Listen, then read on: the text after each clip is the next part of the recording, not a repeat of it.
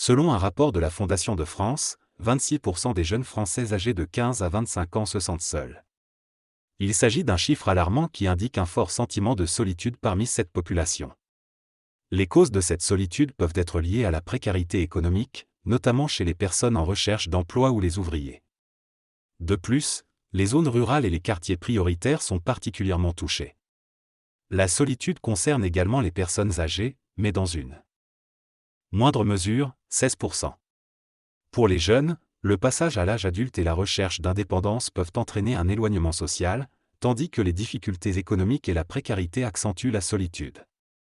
Les réseaux sociaux peuvent également donner l'illusion de liens forts, mais en réalité, les liens numériques sont considérés comme plus faibles que les relations sociales plus intimes.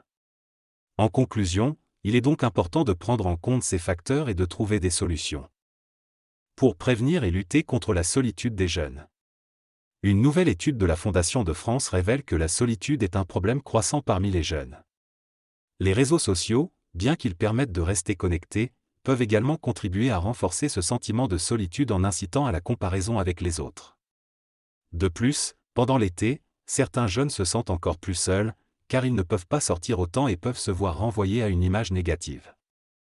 De même, les vacances peuvent donc être une période difficile, en particulier pour ceux qui ont des difficultés économiques.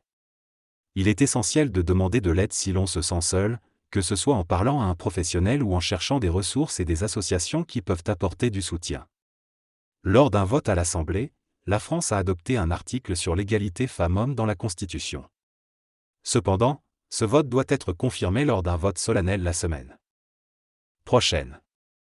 Les actes antisémites en France ont augmenté de 1000% en 2023, notamment depuis les attaques du Hamas contre Israël. Un rapport du CRIF a révélé que 1676 actes antisémites ont été recensés en 2023. Un avion russe s'est écrasé près de la frontière ukrainienne, tuant les 65 prisonniers ukrainiens à bord.